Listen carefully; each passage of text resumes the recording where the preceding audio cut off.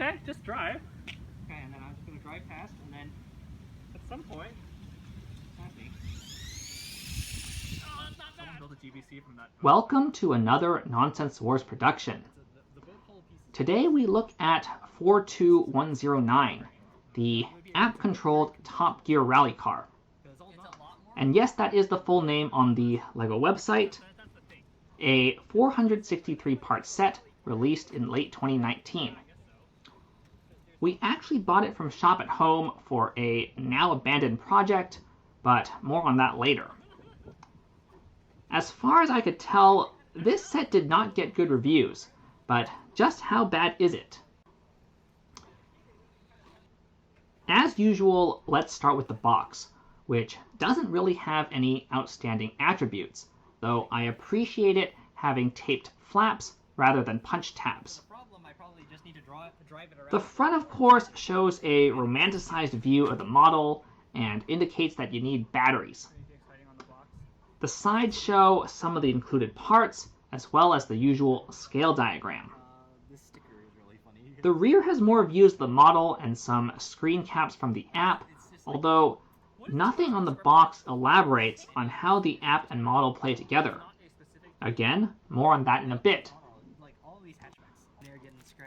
The parts come in unnumbered bags, but the electronic components come in their own box, seemingly typical for Control Plus stuff. The little bags for the battery box and the motors actually have tiny perforations for opening, though we did not notice this until too late.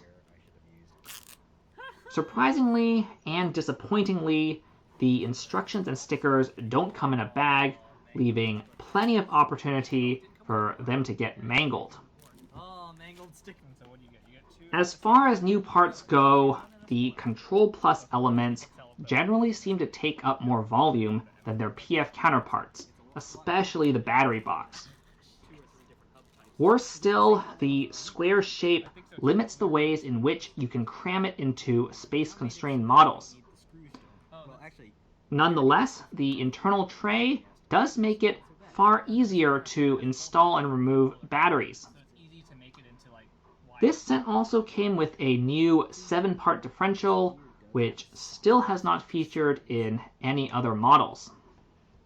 Which is a little troubling because the car itself feels pretty basic all around, though it does feature some construction oddities. The wheels use round plates as bushings, perhaps suggesting brake rotors. Frictionless pins secure some of the bodywork, making it seem pretty flimsy at first. Some wheel arches serve other cosmetic functions in the hood and the spoiler. The overall appearance feels like it depends a lot on the stickers to make it pop. Functionally, the car only has 2 features, driving and steering.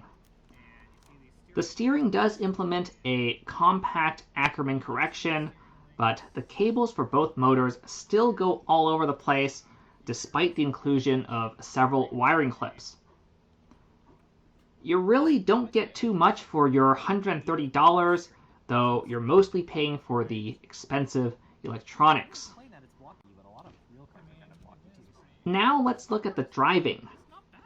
The Control Plus app tries to simulate the look and feel of an actual car.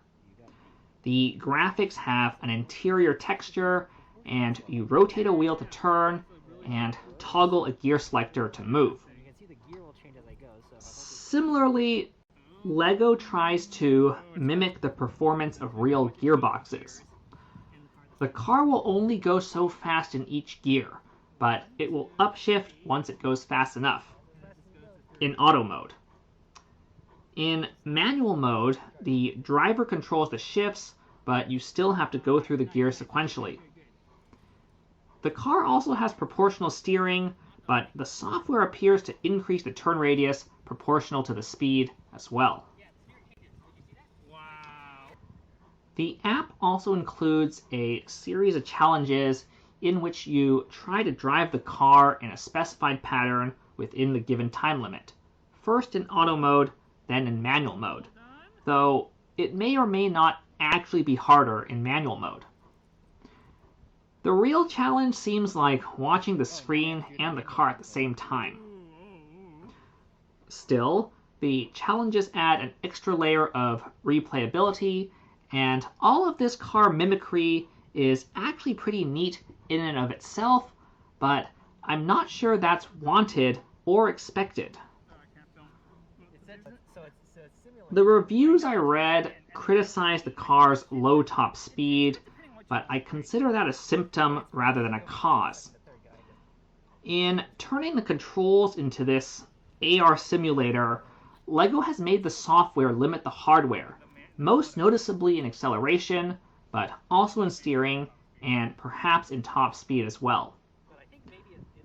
This feels bad, and the cutesy features of the app may not justify the hit in performance to already probably unimpressive hardware. Fundamentally, I don't have a problem with the premise of the set or even the implementation, but I think most people just want a basic RC car, and this car just doesn't deliver. Furthermore, the packaging does nothing to set expectations about the vehicle's actual behavior, and that can only increase disappointment.